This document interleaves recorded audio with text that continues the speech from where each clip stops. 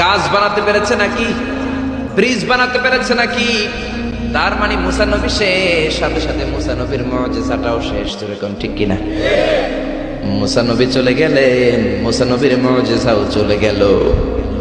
ঈসা আলাইহিস সালামের মুআজিজা আছে না নাই? ঈসা নবীর মুআজিজা, ইট ওয়াজ ভেরি ডেঞ্জারাস মুআজিজা ইন দ্য ওয়ার্ল্ড। পৃথিবীর সবচাইতে ভয়ঙ্কর মুআজিজা ছিল ঈসা নবীর মুআজিজা। আল্লাহ বললেন ওয়া উবরিউল আকমাহা ওয়াল আবরাসা ওয়া উহয়িল মাউতা বিইذনিল্লাহ। ঈসা আলাইহিস সালামের মুআজিজা, উনি বলেন আমি আল্লাহর আদেশে জন্মান্ধ, রাত কানা, দিন কানা রোগীর চোখকে ভালো করে দেই। অন্ধ রোগীর চোখে হাত বুলিয়ে দিলে, ঈসা নবী হাত বুলিয়ে দিলে ওই লোকটার চোখ ভালো করে দিত কে? আবার চামড়ায় শ্বেত রোগী, ধবল রোগী, কুষ্ঠ রোগীর গায়ে হাত বুলিয়ে দিলে হাত ভালো করে দিত কে? আবার কবরের সামনে দাঁড়িয়ে, লাশের সামনে দাঁড়িয়ে সাইয়েদনা ঈসা নবী যদি বলতেন ইয়া আব্দাল্লাহ কুম বিইذনিল্লাহ, কবরের লাশ দাঁড়িয়ে যাও, মুহূর্তে লাশ দাঁড়িয়ে যেত, মরা লাশ জীবিত হয়ে যেত। এটা ওনার মুআজিজা। সাইয়েদনা ঈসা নবীর যদি কখনো হরিণের গোশত খাওয়ার ইচ্ছে হতো, কিসের গোশত খাইছেন? খাইছেন? খেয়েছো? হরিণের গোশত খাওয়ার যদি ইচ্ছে কখনো ঈসা নবীর হতো, উনি জঙ্গলের সামনে যে হরিণগুলোর ডাক দিতেন, ইয়া দাবি তাআল, এই হরিণ সামনে আয়। লাফিয়ে লাফিয়ে হরিণগুলো সামনে চলে আসতো। উনি দেখে দেখে চুজ করতেন কোন হরিণের গোশত খাবেন, ওই হরিণটারে হাতে নিতেন, ছুরি নিয়ে নিজ হাতে হরিণের গলায় ছুরি বসিয়ে জবাই করতেন। চামড়াটা কেটে কেটে গোশতগুলো আগুন দিয়ে ঝলসে ঝলসে বারবিকিউ করে খেতেন। কিন্তু হরিণের হাড্ডি খেতেন না। কি খেতেন না? গোশত খেতেন, হাড্ডি খেতেন না।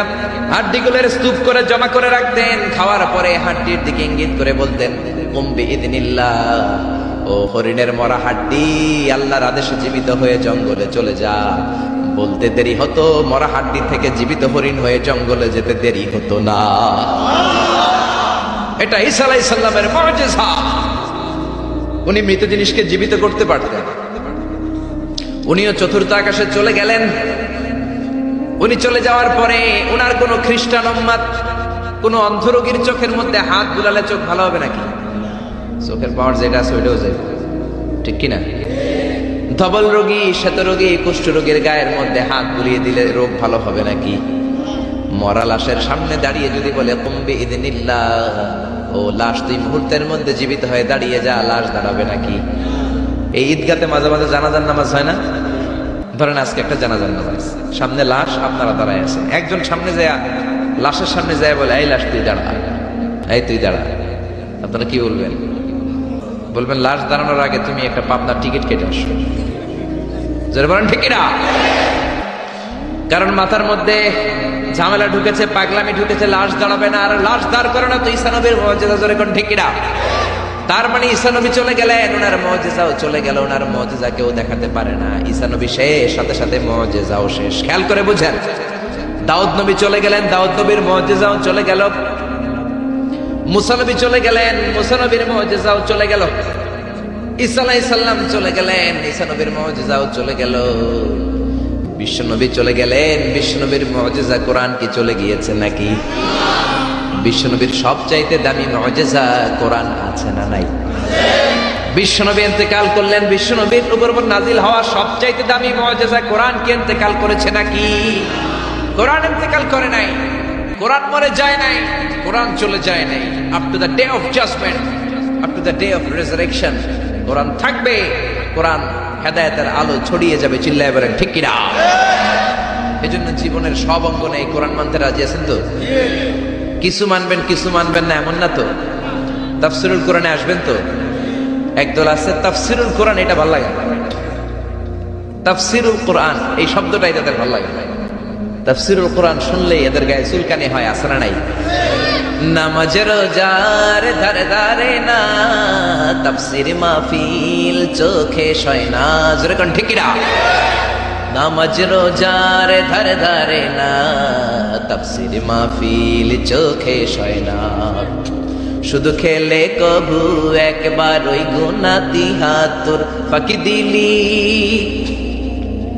ফাঁকি দিলি শুধু জনগণকে, আল্লাহর দরবারে বরখাস্ত খাস্ত হয়, পাপ করিবার হস্ত হস্ত হয়, তাই যদি হয় ব্যস্ত ব্যস্ত। কি করিলি দুনিয়াতে নিজেকে সঠিক বলে, ফাঁকি দিলি শুধু জনগণকে, আল্লাহর দরবারে বরখাস্ত খাস্ত হয়, পাপ করিবার হস্ত হস্ত হয়, তাই যদি হয় ব্যস্ত ব্যস্ত। চিল্লা বলেন ঠিক না? তাফসীর মাহফিল ভাল লাগে না, গায়ে চুলকানি হয়, কিন্তু এই তাফসীর দিয়ে যে এদেশে কত খেদমত হয়েছে, কত কাফির মুসলমান হয়েছে, কত নাস্তিক আস্তিক হয়েছে, তার কোনো ঠিক নাই। জোরে কোন ঠিক কিনা? এদেশের একজন মুফাসসির আছে যার হাতে হাত রেখে হাজার হাজার অমুসলিম ইসলাম ধর্ম গ্রহণ করেছে। জোরে বলেন ঠিক কিনা? জেলখানাতে বন্দী। জেলখানা বানানো হয় চোর বাটপারের জন্য। কার জন্য? এখন চোর বাটপার দেশের বাইরে, জেলের বাইরে, আর মুফাসসিরে কোরআন জেলখানার ভিতরে। চিল্লায় বলেন ঠিক কিনা? জেলখানায় কোনো মুফাসসির বসে বসে কাঁদলে তার জন্য চিন্তিত হওয়ার কারণ নাই। তার গুনাহগুলো মাফ করে দিচ্ছে কে? তাকে ওলিদের শিরোমণি বানিয়ে দিচ্ছে কে? আমরা বিপদ আসলে কষ্ট পাই, আল্লাহরে বকা দেই। রোগ আসলে কষ্ট পাই, আল্লাহরে গালি দেই। সাহাবারা রোগ আর বিপদ না আসলে ভয় পেয়ে যেতেন, কারণ বিশ্বনবী বলতেন আসাদুন নাসি বালাআন আল আম্বিয়া, সব চাইতে বেশি আল্লাহ পরীক্ষা করেন নবীদেরকে, সুম্মাল আমসাল ফাল আমসাল, তারপরে সিদ্দিকিন শুহাদাদেরকে, আল্লাহর ওলিদেরকে। মানুষ আল্লাহর কাছে যত প্রিয়, তার পরীক্ষাটাও তত করা। ঠিক না?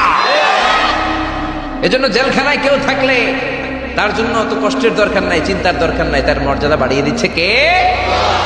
আল্লাহ তার মর্যাদা বাড়িয়ে দিচ্ছে। তার জনপ্রিয়তার মতো জনপ্রিয়তা এই বাংলার জমিনে কারো নাই। এখনো আধা ঘন্টা তার কথা শোনার সুযোগ যদি দেয়া হতো, বাংলার কোনো মাঠ নাই, ঘাট নাই, বিল নাই, স্কয়ার নাই, সিলেটের হাকালুকি হাওর নাই যেখানে লোক জায়গা দেয়া যাবে। চিল্লায় বলেন ঠিক না? এজন্য যে কোরআনের রাস্তায় আমরা নেমেছি, এই রাস্তাটা বড় কঠিন।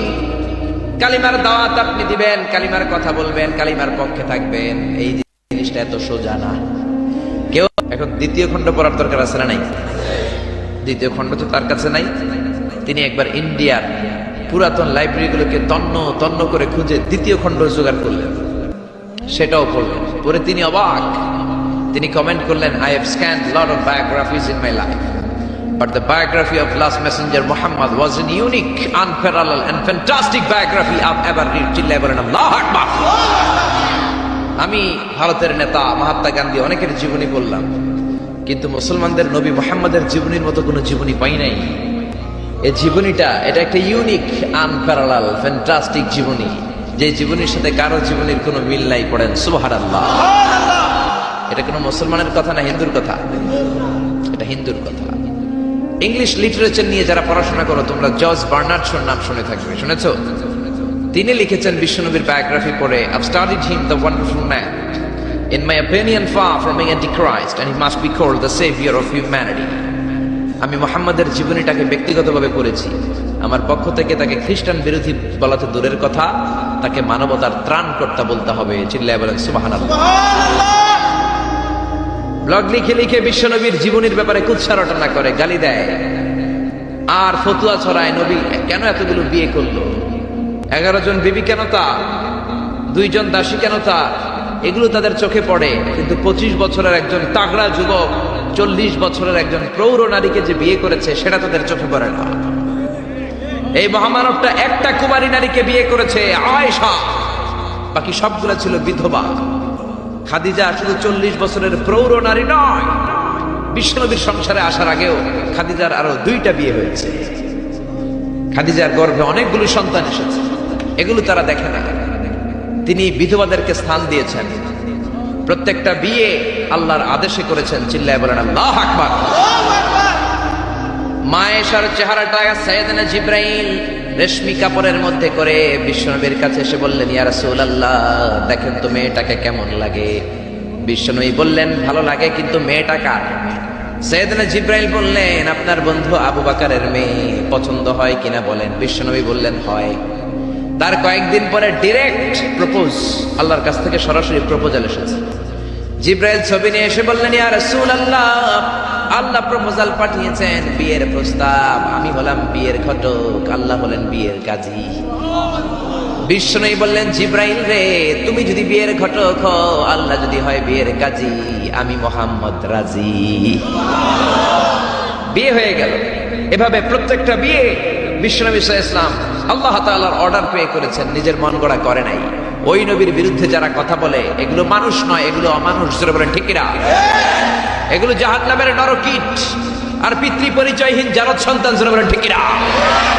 এজন্য সরকারের উচিত আইন করে এই ব্লগারদেরকে বাইতুল মুকাররমের স্কয়ারের সামনে জুমার পরে ফাঁসিতে ঝুলিয়ে দেয়া। আমার নবীর বিরুদ্ধে যারা কথা বলবে তাদের ঠাঁই বাংলার জমিনে হতে পারে না। এজন্য এই ব্লগার আর নাস্তিকগুলোর বিরুদ্ধে আমাদেরকে এক থাকতে হবে। বিশ্বনবীর গালি দেয়া হবে, মুসলমান ঘরে বসে থাকবে, সে মুমিন নয়, সে মুনাফিক। আসুন আমরা মহাবিশ্বের মহাবিশ্বয় মহাগ্রন্থ আল কোরআন থেকে কথা শুনি। যে কোরআনের মধ্যে কোনো ভুল নাই, আছে সন্দেহ নাই, আছে সংশয় নাই, আছে। পৃথিবীর কোনো ধর্মগ্রন্থকে মুখস্থ করা যায় না, কিন্তু কোরআনকে করা যায়। এটা কোরআনের মুআজিজা। কোন ধর্মগ্রন্থ অবিকৃত অবস্থায় নেই। They already distorted their scripture. তাওরাত, জাবুর আল্লাহ নাজিল করেছেন হিব্রু ভাষায়। বলেন তো কোন ভাষায়? আরবিতে এটাকে বলে আল-লুগা আল-ইব্রানিয়া। ইব্রানি ভাষায় নাজিল করেছেন।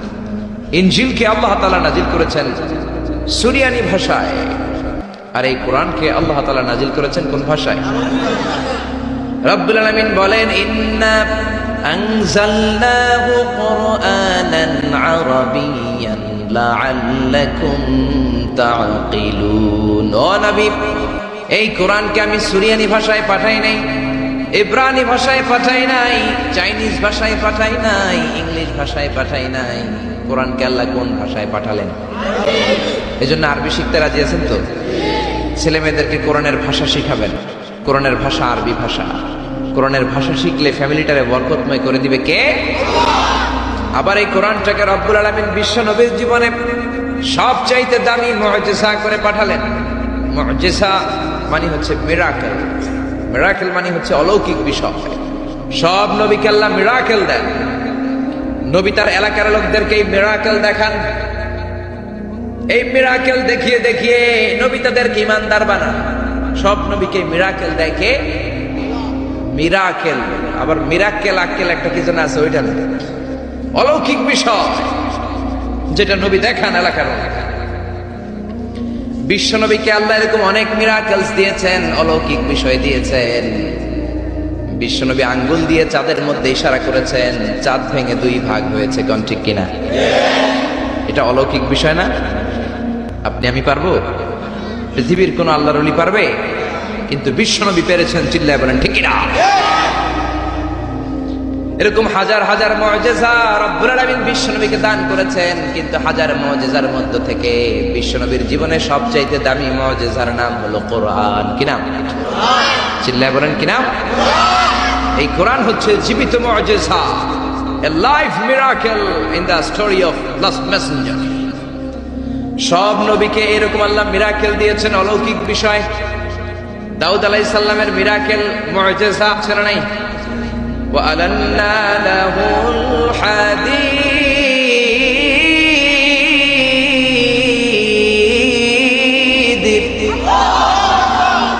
আল্লাহ কোরআনে বললেন, আমি আমার পয়গম্বর দাউদ আলাইহিস সালামকে যে মিরাকেল বা অলৌকিক বিষয়টা দিয়েছি সেটা হলো লোহাকে নরম করার ক্ষমতা। সাইয়েদনা দাউদ আলাইহিস সালাম লোহার মধ্যে ধরলে লোহা গলে যেত, নরম হয়ে যেত। এই পৃথিবীতে সর্বপ্রথম সাইয়েদনা দাউদ আলাইহিস সালাম ছুরি বানিয়েছেন, দা বানিয়েছেন, কোদাল বানিয়েছেন, রামদা বানিয়েছেন। সাইয়েদনা দাউদ আলাইহিস সালামের আগে কেউ পৃথিবীতে কোনোদিন ছুরি বটি আর দা বানাতে পারে নাই। কারণ তিনি লোহা ধরলে গলে যেত, নরম হয়ে যেত। উনি ওইটাকে একটা স্ট্রাকচার প্যাটার্নে নিয়ে ছুরি বানাতেন। এই যে আমার সামনে মাইকেল লোহা, আমি মিজানুর রহমান আনসারী গায়ের যত জোড় আছে এরকম বাঁকা করলে লোহা বাঁকা হবে নাকি? লোহা গলে নরম হবে নাকি? আপনি ধরলে নরম হবে? কিন্তু দাউদ আলাইহিস সালাম লোহাকে টাচ করলেই গলে নরম হয়ে যেত। পাথর দিয়ে চাপটা করে করে যেমন খুশি তেমন ছুরি বানাতেন, দা বানাতেন, শাবল বানাতেন। এটা আর কেউ পারতো না, কারণ এটা দাউদ নবীর মুআজিজা। চিল্লায় বলেন ঠিক কিনা? দাউদ আলাইহিস সালাম ইন্তেকাল করলেন, পৃথিবীতে নাই নাকি আছে? দাউদ নবী বেঁচে আছে? উনি নাই, উনি চলে গেলেন। উনি চলে যাওয়ার পর কেউ কি উনার পরে আর লোহাকে এরকম গলাতে পেরেছে নাকি, নরম করতে পেরেছে নাকি? তার মানে দাউদ নবী শেষ, সাথে সাথে দাউদ নবীর মুআজিজাও শেষ। জোরে কোন ঠিক কিনা? দাউদ নবী চলে গেলেন, দাউদ নবীর মুআজিজাও চলে গেল। জোরে বলেন ঠিক কিনা? এরপরে মুসা আলাইহিস সালামের মুআজিজা আছে না নাই? আমা তিলকা বিয়ামিনিকা ইয়া মুসা, ও মুসা তোমার ডান হাতে কি? সাইয়েদনা মুসা আলাইহিস সালাম বললেন, হিয়া আসায়া, এটা আমার লাঠি। এই লাঠি ছিল মুসা আলাইহিস সালামের মুআজিজা। মুসা আলাইহিস সালামের লাঠি মাটিতে গেড়ে দিলে গাছ হয়ে যেত, সাগরে রেখে দিলে ব্রিজ হয়ে যেত, ফেরাউনের সামনে রেখে দিলে বিশাল অজগর সাপ হয়ে যেত। কোন সুবহানাল্লাহ।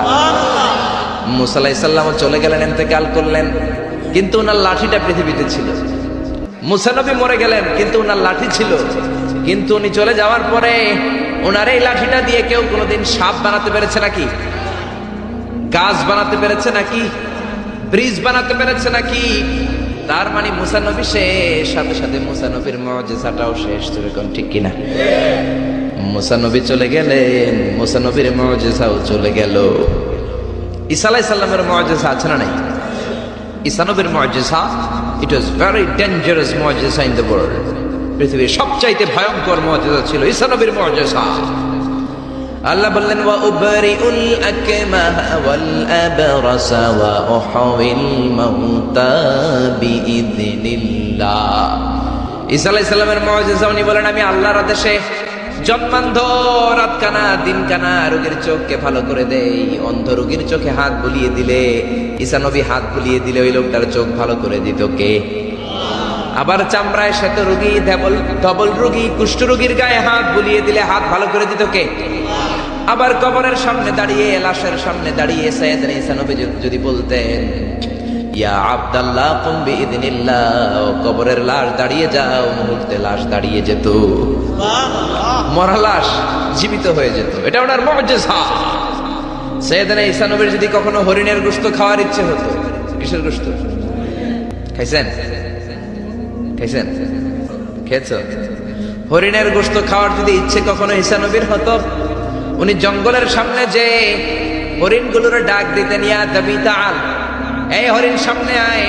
লাফিয়ে লাফিয়ে হরিণগুলো সামনে চলে আসতো।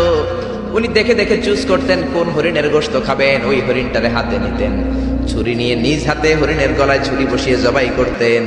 চামড়াটা কেটে কেটে গোশতগুলো আগুন দিয়ে ঝলসে ঝলসে বারবিকিউ করে খেতেন। কিন্তু হরিণের হাড্ডি খেতেন না। কি খেতেন না? গোশত খেতেন, হাড্ডি খেতেন না। হাড্ডিগুলোর স্তূপ করে জমা করে রাখতেন। খাওয়ার পরে হাড্ডির দিকে ইঙ্গিত করে বলতেন, কুম বিইذনিল্লাহ, ও হরিণের মরা হাড্ডি, আল্লাহর আদেশে জীবিত হয়ে জঙ্গলে চলে যা। বলতে দেরি হতো, মরা হাড্ডি থেকে জীবিত হরিণ হয়ে জঙ্গলে যেতে দেরি হতো না। এটা ঈসা আলাইহিস সালামের মুআজিজা। উনি মৃত জিনিসকে জীবিত করতে পারতেন। উনিও চতুর্থ আকাশে চলে গেলেন। উনি চলে যাওয়ার পরে ওনার কোন খ্রিস্টান উম্মাত কোন অন্ধ রোগীর চোখের মধ্যে হাত বুলালে চোখ ভালো হবে নাকি? চোখের পাওয়ার যেটা আছে ওইটাও যাবে, ঠিক কিনা? ধবল রোগী, শ্বেত রোগী, কুষ্ঠ রোগীর গায়ের মধ্যে হাত বুলিয়ে দিলে রোগ ভালো হবে নাকি? মরা লাশের সামনে দাঁড়িয়ে যদি বলে কুম বিইذনিল্লাহ, ও লাশ তুই মুহূর্তের মধ্যে জীবিত হয়ে দাঁড়িয়ে যা, লাশ দাঁড়াবে নাকি? এই ঈদগাতে মাঝে মাঝে জানাজার নামাজ হয় না? ধরেন আজকে একটা জানাজার নামাজ, সামনে লাশ, আপনারা দাঁড়ায় আছেন। একজন সামনে যায়, লাশের সামনে যায় বলে, এই লাশ তুই দাঁড়া, এই তুই দাঁড়া। আপনারা কি বলবেন? বলবেন লাশ দাঁড়ানোর আগে তুমি একটা পাবনার টিকিট কেটে আসো। জোরে বলেন ঠিক কিনা?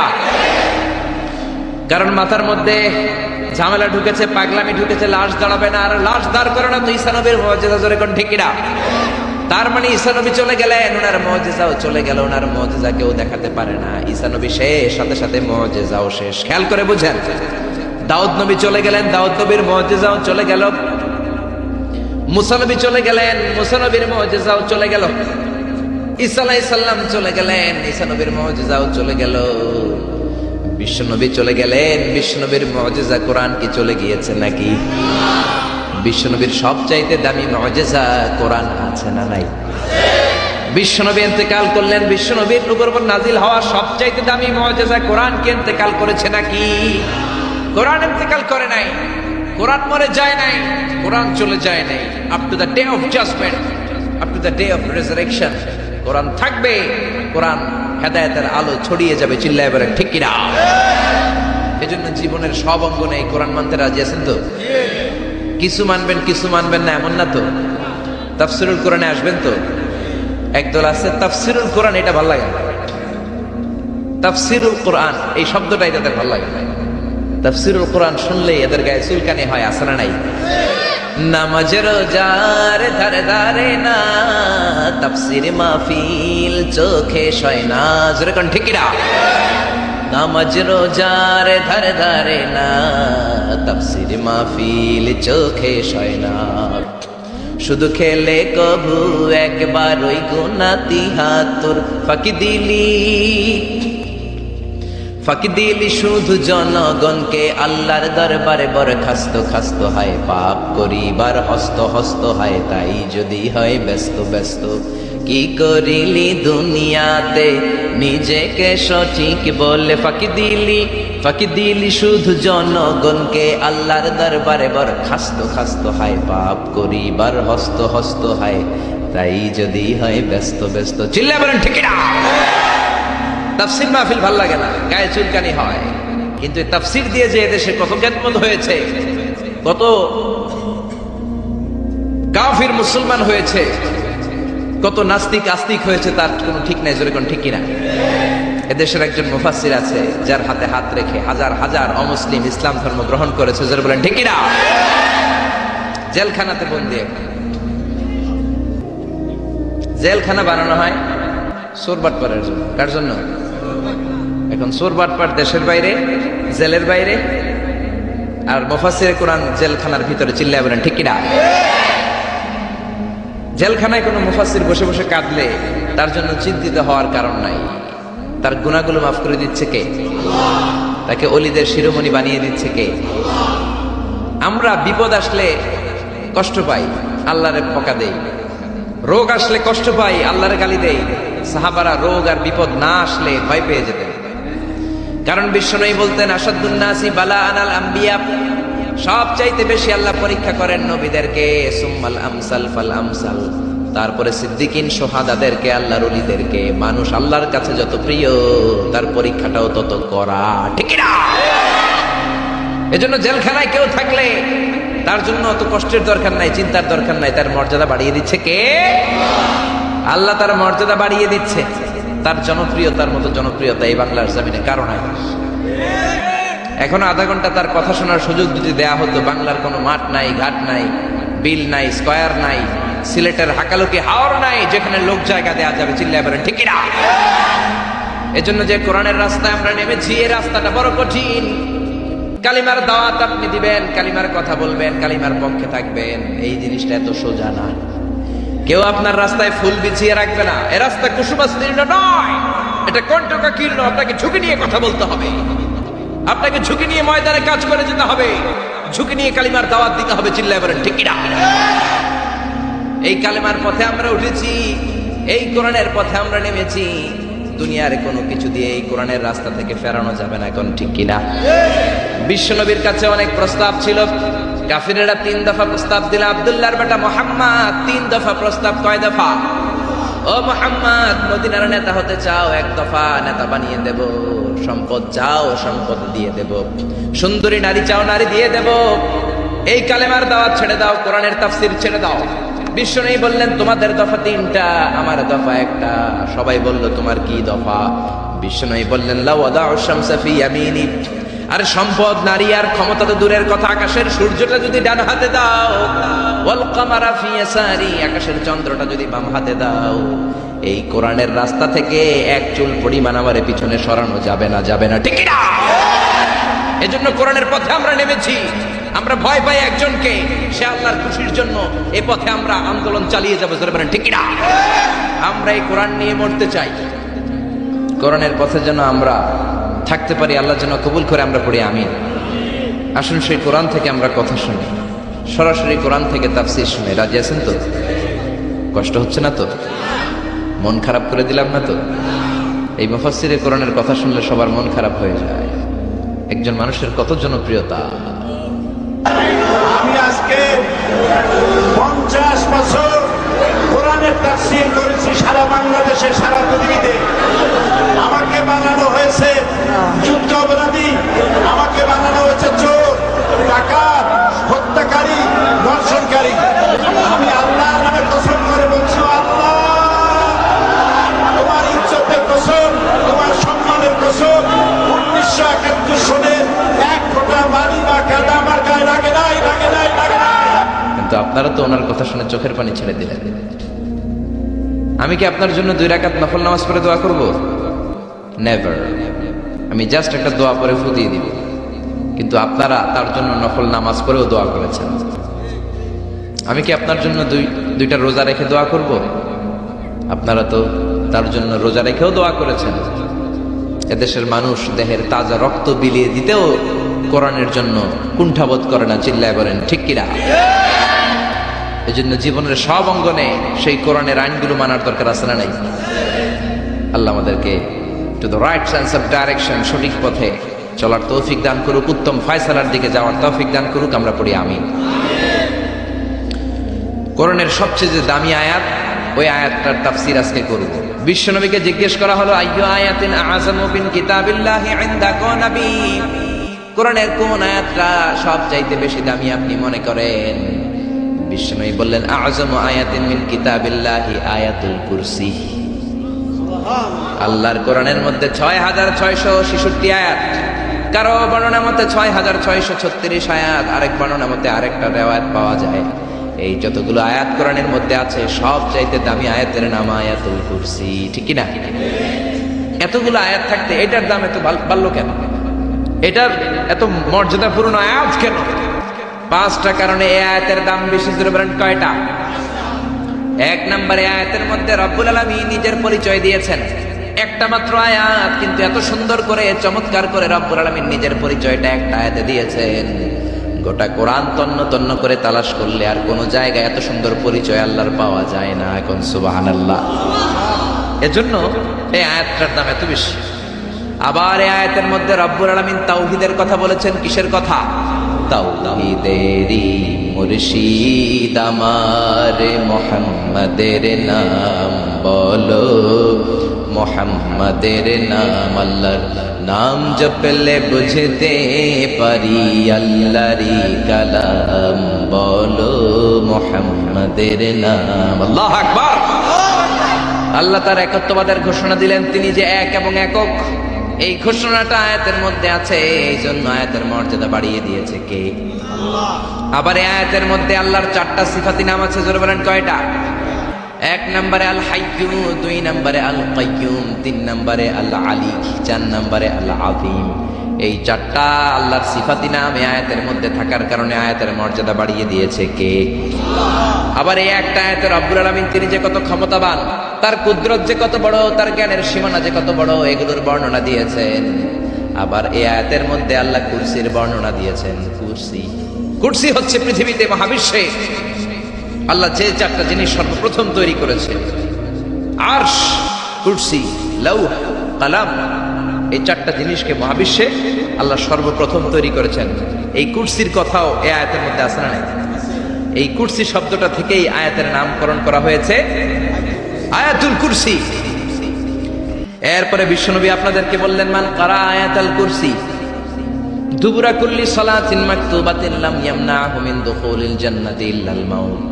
কেউ যদি প্রত্যেক ফরজ নামাজের পরে একবার করে আয়াতুল কুরসি পড়ে, সে জান্নাতে ঢোকার ক্ষেত্রে কোনো বাধা নাই, একটাই বাধা, তার মরণ।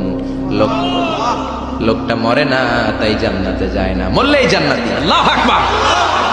এই জন্য প্রত্যেক ফরজ নামাজের পরে আয়াতুল কুরসি পড়ার দরকার আছে না নাই? It should be a special wazifa for every Muslim at every evening and every morning. After every congregational prayer you offer in mosque. প্রত্যেক জামাতে নামাজের পরে প্রত্যেক মুসলমানের ওয়াজিফা হওয়া দরকার আয়াতুল কুরসি। ইমাম সাহেব সালাম ফিরাবে, সালাম ফেরানোর পরে আপনি আয়াতুল কুরসি পড়বেন। কিন্তু ইমাম সাহেবরা তো সময় দেয় না। আমাদের দেশে সালামের পরে হুট করে একটা মোনাজাত আছে না নাই? মোনাজাত দিবেন, সমস্যা নাই, কিন্তু আগে তাসবিহ পড়বেন। আমাদের দেশে এরকম আসসালামু আলাইকুম, আসসালামু আলাইকুম রাহমাতুল্লাহ, আমিন, ইয়া রাহমান রাহিম, শেষ। তো আপনি কি চাইলেন আল্লাহর কাছে? কি চাইলেন? আমিন ইয়া রাহমান রাহিমিন। এত কম সময় কেন তোমার? জি বাংলা দেখতে তো তোমার সময় পাওয়া যায়, স্টার জলসা দেখতে সময় আছে, কিরণমালা দেখতে সময় আছে, বিপিএল এর খেলা দেখার সময় আছে, আইপিএল এর সময় আছে, আইসিসির সময় আছে, খুলনার সাথে কুমিল্লার ফাইনাল খেলা ওইটা দেখারও সময় আছে, কিন্তু আল্লাহর কাছে চাওয়ার সময় নেই। এক সাহাবী প্রতিদিন সালামের পরে দৌড় দিত, রাসূল বললেন এক ডাইক বসো, কই নবী কাজ আছে, গা বেটা বস, আল্লাহর কাছে চা কা, আমার কিছু চাওয়ার নাই। রাসূল কিছু চাওয়ার না থাকলে নুন চা বেটা, লবণটাও আল্লাহর কাছে চাও। তোমার পায়ের জুতা যদি ছিঁড়ে যায়, মুচির কাছে পড়ে যাবা, মুচির কাছে যাওয়ার আগে চাইতে হবে একজনের কাছে, তিনি কে? আল্লাহ। এজন্য প্রত্যেক ফরজ নামাজের পরে তাসবিহ পড়বেন। বিশ্বনবী তাসবিহ পড়তেন, এগুলো মানুষ জানেই না। বিশ্বনবী সালাম ফিরানোর পরে প্রত্যেক নামাজের পর সাহাবাদের দিকে মুখ ফিরিয়ে বসতেন, কিন্তু আমাদের দেশে শুধু ফজরের নামাজের পর আর আসরের নামাজের পর ইমাম সাহেবরা বসে, ঠিক কিনা? বাকি তিন নামাজে জোহর, মাগরিব, এশার পরে কি বসে? কি করে? সালাম আলাইকুম, সালাম আলাইকুম, আমিন ইয়া রাহমান রাহিম, ঠিক কিনা? তো এত কম সময় কেন আপনার মিয়া? বিশ্বনবী ঘুরে বসে থাকতে পারেন, তাসবিহ পড়তে পারেন, আপনি কোন সলিমদ্দি কোন কলিমদ্দি হয়ে গিয়েছেন। প্রত্যেক নামাজের পরে মুসল্লিদের দিকে ফিরে বসেন। বিশ্বনবী সালাম ফিরানোর পরে আসসালামু আলাইকুম ওয়া রাহমাতুল্লাহ, আসসালামু আলাইকুম ওয়া রাহমাতুল্লাহ, সালাম ফিরানোর পরে আওয়াজ করে বিশ্বনবী বলতেন আল্লাহু আকবার। কি বলতেন? নামাজ শুরু করছেন আল্লাহু আকবার, সালাম ফিরায় শেষ তখন আল্লাহু আকবার। তারপরে তিনবার পড়তেন আস্তাগফিরুল্লাহ, আস্তাগফিরুল্লাহ, আস্তাগফিরুল্লাহ, তারপরে পড়তেন আস্তাগফিরুল্লাহ আল্লাযী লা ইলাহা ইল্লা হুয়াল হাইয়ুল কাইয়্যুম ওয়া আতুবু ইলাইহি। তারপরে 33 বার সুবহানাল্লাহ, 33 বার আলহামদুলিল্লাহ, 34 বার আল্লাহু আকবার, আসরা নাই, আরেকবার নাই, প্রত্যেকটাই 33 বার শেষ করবে লা ইলাহা ইল্লাল্লাহু ওয়াহদাহু লা শারীকা লাহু লাহুল মুলকু ওয়া লাহুল হামদু ইউহয়ী ওয়া ইউমীতু ওয়া হুয়া আলা কুল্লি শাইইন কাদির। এটা পড়ার পরে বিশ্বনবী আয়াতুল কুরসি পড়তেন। এরপরে পড়তেন আল্লাহুম্মা আনতাস সালাম ওয়া মিনকাস সালাম তাবারাকতা রাব্বানা ইয়া যাল জালালি ওয়াল ইকরাম। এরপরে পড়তেন রাদিতু বিল্লাহি রাব্বা ওয়া বিল ইসলামি দীনা ওয়া বিমুহাম্মাদিন নাবিয়্যা। তারপরে বলতেন আল্লাহুম্মা লা মানি'a লিমা আ'তাইতা ওয়া লা মু'তিয়া লিমা মান'আতা ওয়া লা ইয়ানফা'ু যাল জাদ্দি মিনকাল জাদ। এরপরে পড়তেন আল্লাহুম্মা ইয়া মুকাল্লিবাল কুলুবি সাব্বিত কুলুবানা আলা দীনিক, আল্লাহুম্মা ইয়া মুসাররিফাল কুলুবি সাররিফ কুলুবানা আলা তাআতিক। এরকম কত দোয়া যে বিশ্বনবী পড়তেন। তারপরে যদি আপনার মোনাজাত করতে মনে চায় মোনাজাত করেন, অথবা আপনি যে দোয়াটা করেছেন সেটাই যদি যথেষ্ট মনে করেন ওই দোয়াটাই করেন, সমস্যা নাই। কিন্তু সালাম আলাইকুম, আমিন ইয়া রাহমান রাহিম এটা করবে না, তাসবিহ পড়বেন। রাজি আছেন তো? এই দোয়াগুলো করলে আল্লাহ কবুল করে। আবার বিশ্বনবী বললেন আযান ইকামতের মাঝখানের সময়টা, ওই সময় দোয়া করলে আপনার দোয়া কবুল করে নেয় কে? আল্লাহ। জামাতের 15 মিনিট বাকি, মসজিদে ঢুকেছেন, সুন্নত পরে অনেকে বসে বসে ঘড়ির দিকে তাকায় রয়েছে। তো ঘরে আপনার ঘড়ি নেই, ঘড়ির দিকে তাকিয়ে থাকেন কেন? বিশ্বনবী বললেন দুআ লা ইউরাদ্দু বাইনাল আযানি ওয়াল ইকামা, আযান ইকামতের মাঝখানে দোয়া করলে ওই দোয়া আল্লাহ ফেরায় না। সুন্নত পরে আপনি বসে থাকার দরকার নাই। বাজারে যাওয়ার আগে যেমনি লিস্টি করে যান, পটল লাগবে, লাউ লাগবে, মাছ লাগবে, আল্লাহর কাছেও আপনার কি কি চাওয়া লাগবে কাগজের মধ্যে লিস্টি করে নিয়ে যাবেন। মসজিদে বসে বসে সুন্নত নামাজের পরে মুয়াজ্জিনের ইকামতের আগে ওইগুলো আল্লাহর কাছে চাওয়ার দরকার আছে না নাই? আবার বিশ্বনবী বললেন দুআ লা ইউরাদ্দু তাহতাল মাতার, বৃষ্টির নিচে দাঁড়িয়ে যখন তোমরা দোয়া করো ওই দোয়াটা কবুল করে কে? আল্লাহ। তুফান, থান্ডার, সাইক্লোন, টর্নেডো যেটা হয় ওই বৃষ্টিটা না, ভ্যাপসা একটা গরম, এই গরমটাকে দূর করে দেওয়ার জন্য দেখবেন ঝিরিঝিরি একটা রহমতের বৃষ্টি পড়ে, আছে না নাই? ওই দোয়ার নিচে দাঁড়িয়ে ওই বৃষ্টির পানি হাতের মধ্যে নিয়ে যদি আপনি আল্লাহর কাছে দোয়া করেন, দোয়া কবুল করে নিবে কে? আল্লাহ। বৃষ্টির সময় দোয়া করলে যে কবুল হয় এটা জানি, তো দোয়া করবে কেন? বৃষ্টির সময় দোয়া করবেন। আর এই দেশের মানুষ বৃষ্টি আসলে পাগল হয়ে যায়, গান বাজনা শুরু করে দেয়, আছে না নাই? এই বৃষ্টি ভেজা রাতে তুমি সইলা যাইও না, আছে না নাই? আরে বেটা দোয়া কর। আবার দেখি বৃষ্টি আসলে বড় বড় ডেক সেট বাজিয়ে দেয়, গান শুরু করে দেয়, বৃষ্টি পড়ে টাপুর টুপুর, পায়ে দিয়ে সোনার নুপুর, আঁকা বাঁকা মেঠো পথে কোন রূপসী হেঁটে যায়, কোন রূপসী হেঁটে যায় এটা জানে তোমার দরকার কি? তোমার রূপসী বউ লাগলে চাইবে একজনের কাছে, তিনি কে? এজন্য খবরদার, উপযুক্ত সময়গুলাতে আল্লাহর কাছে যদি আপনি দোয়ার মতো দোয়া করে দেন, আপনার দোয়া কবুল করে নেবে কে? এজন্য বিশ্বনবী বললেন, খবরদার, ইদা আওয়াইতা ইলা ফিরাশিকা ফাকরা আয়াতুল কুরসি। রাত্রিবেলা যখন বিছানায় ঘুমাতে যাও, ঘুমাতে যাওয়ার আগে আয়াতুল কুরসি পড়ো। রাত্রিবেলা বিছানায় শুয়ে আয়াতুল কুরসি পড়লে জিন ভূত থেকে আপনার ঘরটারে হেফাজত করবে কে? রাতে ঘুমানোর সময় আয়াতুল কুরসি পড়বেন তো? It should be our special wazifa at every morning, at every evening for every Muslim. চিল্লায় বলেন ঠিক না? আবার বিশ্বনবী বললেন, সকালবেলা যদি একবার আয়াতুল কুরসি পড়ো, সন্ধ্যা পর্যন্ত ফেরেশতা দিয়ে আপনার হেফাজত করবে কে? আবার সন্ধ্যাবেলায় যদি একবার তুমি আয়াতুল কুরসি পড়ো, সকাল পর্যন্ত তোমার গার্ড দিবে কে? এটা আল্লাহর পাঠানো গার্ড, এঞ্জেল গার্ড, ফেরেশতাদের গার্ড। টাকা দিয়ে বডিগার্ড রাখে, ওই বডিগার্ড না। বডিগার্ড তোমারে বাঁচাতে পারবে না। অনেক মন্ত্রীর দুই দিকে বডিগার্ড, গুলি লাগছে মন্ত্রীর কপালে, সবাই যে বডিগার্ড ধরে, এই বেটা 50,000 করে বেতন বডিগার্ড, মন্ত্রী মূল্য কেমনে? বডিগার্ড তো, আমি তো বডিগার্ড, আমি তো রুহু গার্ড না। রুহুর মালিক কে? আমি তো বডিগার্ড। বডি তো ঠিকই আছে, বডি লে যাও, জোরে বলেন ঠিক কিনা? এজন্য খবরদার, এই ওয়াজিফাগুলো মিস করবেন না। সকালবেলা যদি একবার ওয়াজিফা পড়েন আয়াতুল কুরসি, সন্ধ্যা পর্যন্ত আল্লাহ স্পেশাল ফেরেশতার গার্ড দিয়ে দিবে। আবার সন্ধ্যাবেলা যদি একবার আয়াতুল কুরসি পড়েন, সকাল পর্যন্ত আপনাকে গার্ড দিবে কে? আবার এই একটা আয়াতের মধ্যে ইসমে আজম আছে, আল ইসমুল্লাহিল আযম। আল্লাহর 99টা নামের মধ্যে থেকে একটা ইসমে আজম, কিন্তু কোনটা কেউ জানে না একজন ছাড়া, তিনি কে?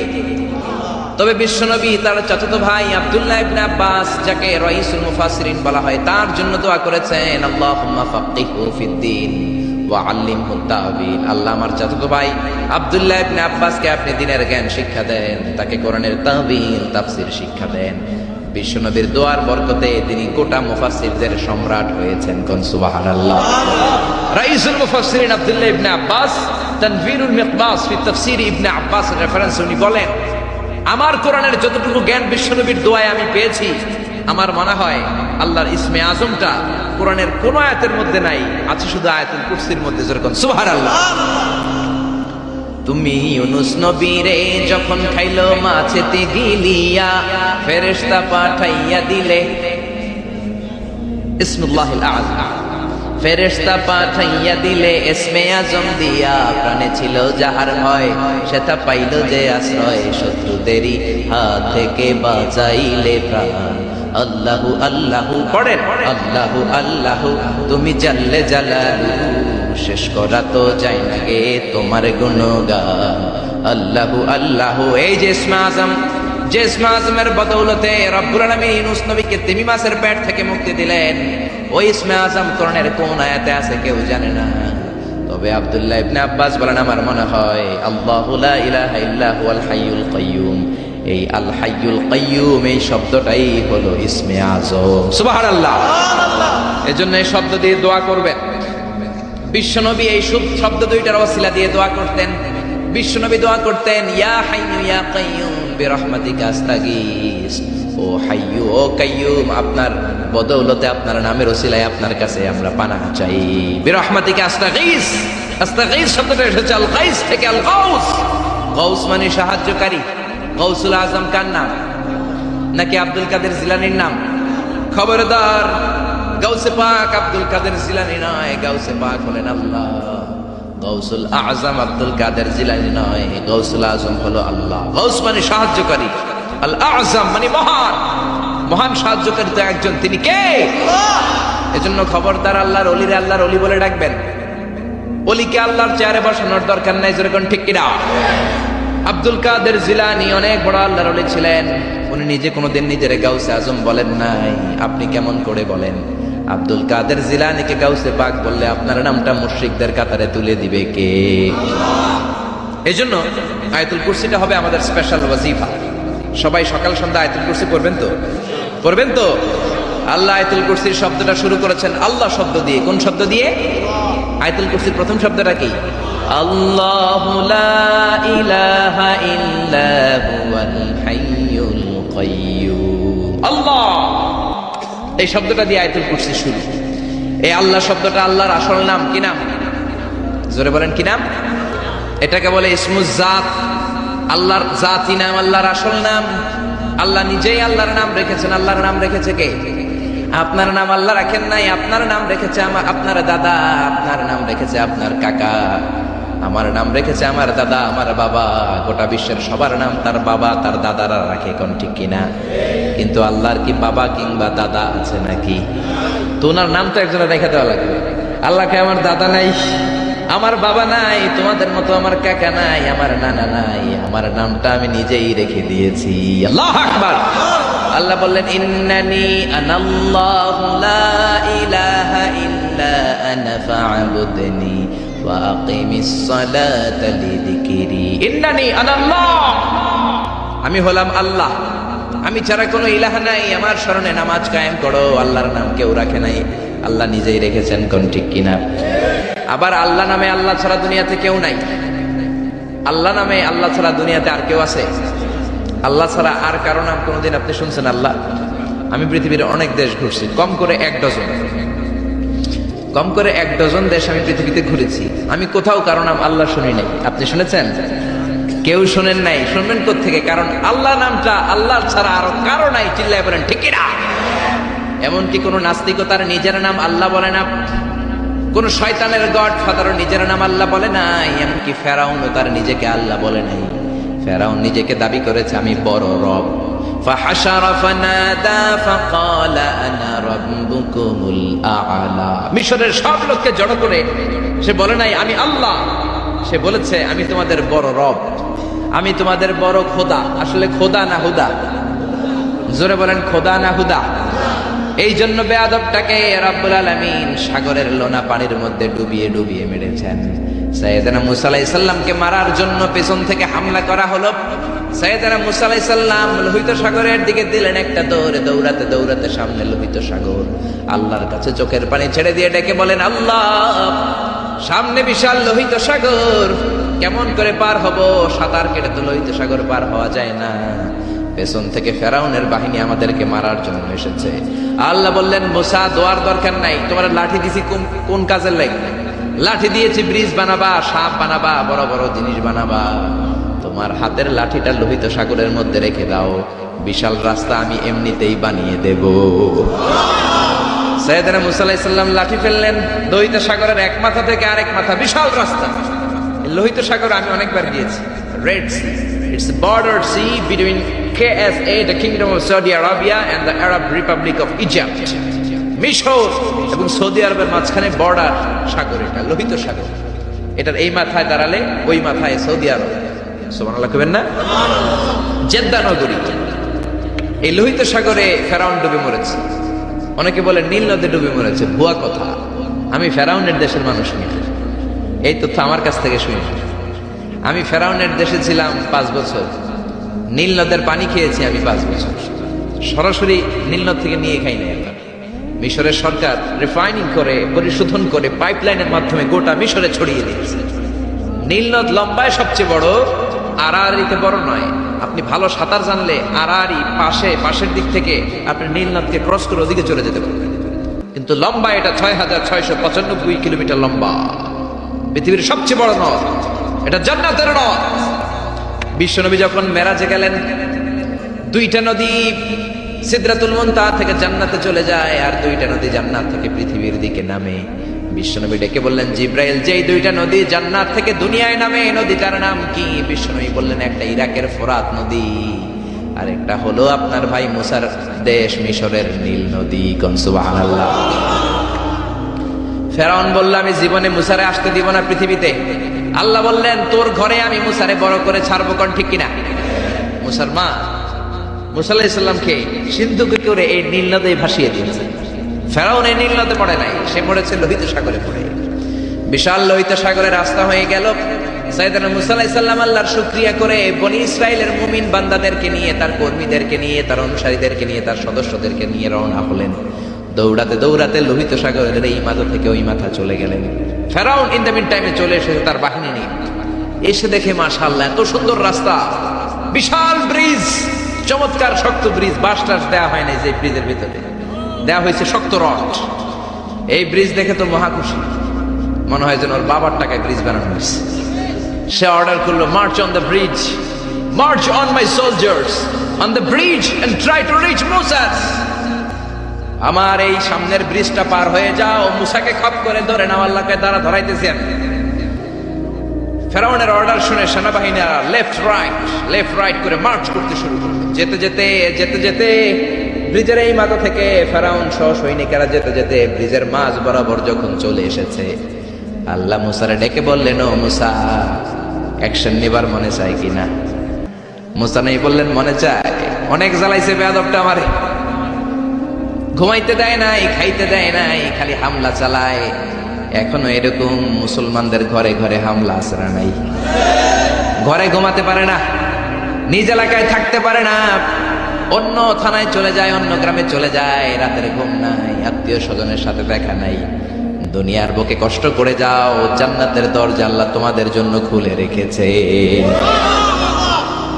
আল্লাহ বললেন, অ্যাকশন নিবার মন চায় কিনা মুসা? মুসা বললেন, অবশ্যই। আল্লাহ বললে, অ্যাকশন নিতে চাইলে আর দেরি করা যাবে না, লাঠিটা তোলো। সুবহানাল্লাহ কইবেন না? মুসা আলাইহিস সালাম লাঠি তুললেন। লাঠি তোলার সাথে সাথে লোহিত সাগরের এই মাথা থেকে ওই মাথার বিশাল ব্রিজ, পুরো ব্রিজটাইকে ভ্যানিশ করে দিল কে? উদাও, কোনো ব্রিজ নাই, শূন্যের মধ্যে সবগুলো থপাস করে পানিতে পড়তে শুরু করেছে। ও মিয়া, লোহিত সাগর এটা বাংলাদেশের পদ্মা যমুনার মতো হবে মনে হয়? তাহলে মেঘনা নদীর মতো, ব্রহ্মপুত্র, কপোতাক্ষ নদ, বিশাল বড় সাগর, কোন কুল কিনারা পায় না। আবার মেঘনা নদীর মতো হলে মিঠা পানির পানি গিলে গিলে খাওয়া যেত। সাগরের পানি কি মিঠা পানি নাকি লোনা পানি? এই সুন্দর ফুল সুন্দর ফল, মিঠা নদীর বাহানি, আল্লাহ তোমার মেহেরবানি। মিঠা নদীর পানি হলে খেয়ে ফেলতো, কিন্তু লোহিত সাগরের লোনা পানি, লবণ পানি আর খেতে পারে না। এক ঢোক ভিতরে যায়, বমি করে 2 ঢোক ফালায়। খেতে খেতে ফেরাউনের পেটটা এত বড় হয়েছে, আজীবন খেয়েছে মানুষের বাড়ির লাউ, অন্যের বাড়ির কদু, অন্যের বাড়ির খাসির রান। আজকে বেয়াদবের বাচ্চাটারে লোহিত সাগরের লবণের পানির মধ্যে সুবাইকে পানি খেতে খেতে পেট এত বড়। এবার হাত তুলে কয়, আমি ভালো মানুষ। কি বলে? আমি ভালো মানুষ, আমি ঈমান আনলাম। বনি ইসরাইলের লোকেরা যার প্রতি ঈমান এনেছে, মুসার রব, হারুনের রব, ওই আল্লাহর ছাড়া আমি কাউরে মানি না। কত ভালো মানুষ দেখছেন? আল্লাহ বললেন, no, the time is up, the time is up, I never accept your ঈমান now. এখন তোর ঈমান আমি কবুল করব না। জিব্রাইলরে বললেন, ওর মাথাটা একটু ঠাইসা দাও, আর একটু জুবা দিয়া, আর একটু লোনা পানি খাওয়া। জিব্রাইল কিছুই করলেন না, ওইটা তো এমনি শুধু ভাসতেছে। মাথাটা একটু ঠেসে ধরলেন, আর কয়েক ঢোক পেটের ভিতরে ঢুকায় দিল কে? আল্লাহ বললেন, ফালইয়াউমা নুনাজ্জিকা বিবাদানিকা লিতাকুনা লিমান খালফাকা আয়া। ও ফেরাউন, তুই মরে গেলি, কিন্তু তোর লাশকে আমি মারবো না। তোর লাশটা গলবে না, পচবে না, কোনো কীট পতঙ্গ তোরে খাবে না, কোনো তিমি মাছ তোর দেহের মধ্যে তার জিহ্বা লাগাবে না। কিয়ামত পর্যন্ত তোর চাচাতো ভাই, খালাতো ভাইদের জন্য তোর দেহটারে আমি সুটকি বানিয়ে রাখলাম। আজও ফেরাউনের লাশটা রয়ে গিয়েছে।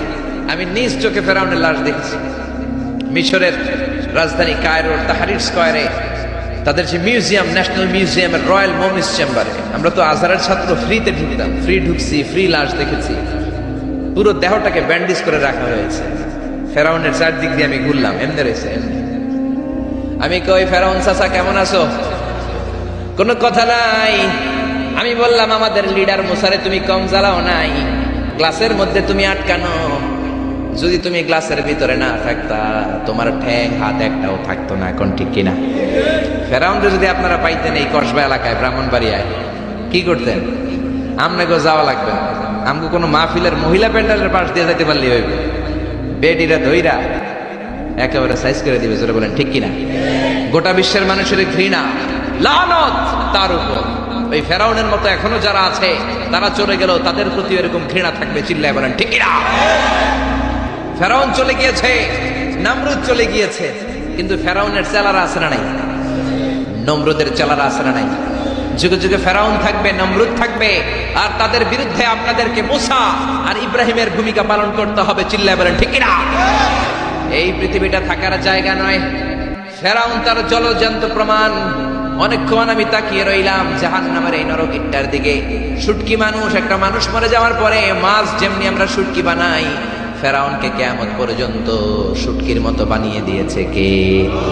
পৃথিবীতে কেউ তো স্থায়ী হয় না, হোক না সে ফেরাউন কি বানামরুদ। কেউ হবে চিরদিন রয় না, কেউ হবে চিরকাল রয় না। জোরে বলেন ঠিক কিনা?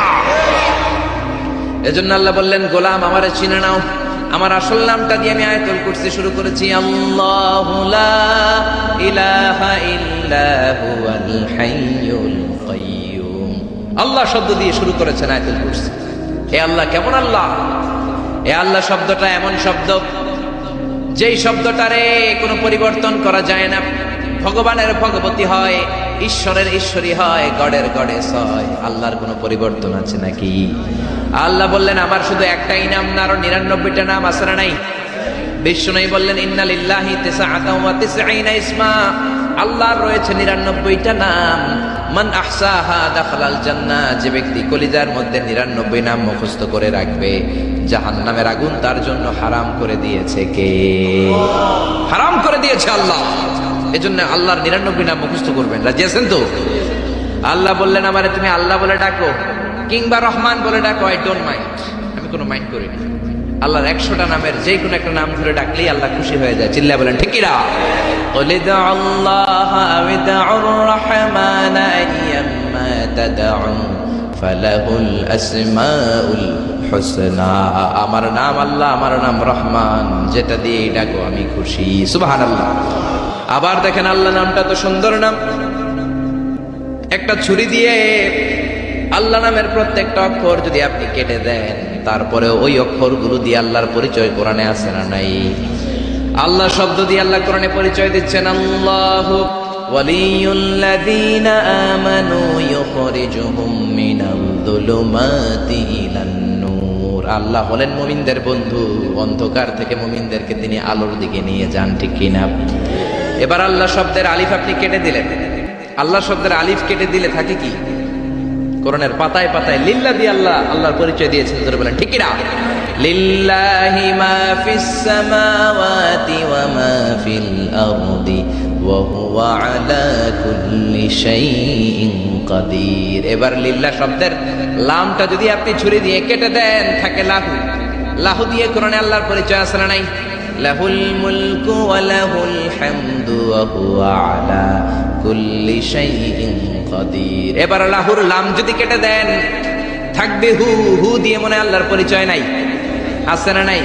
পড়েন সবাই, হু আল্লাহুল্লাযী লা ইলাহা ইল্লা হু আলিমুল গায়বি ওয়াশ শাহাদাতি হুয়ার রহমানুর রহিম। চিল্লায় পড়েন আল্লাহু আকবার। আমার আল্লাহ আমাদের সবচাইতে কাছের। জোরে বলেন ঠিক কিনা? আল্লাহ বললেন ওয়া নাহানু আকরাবু ইলাইহি মিন হাবলিল ওয়ারিদ। আমি আমার বান্দার শাহরগ, কণ্ঠনালী, যেখানে শ্বাসনালী রয়েছে, ওই শ্বাসনালীর রগের চাইতো বান্দার বেশি কাছে থাকি। কোন সুবহানাল্লাহ।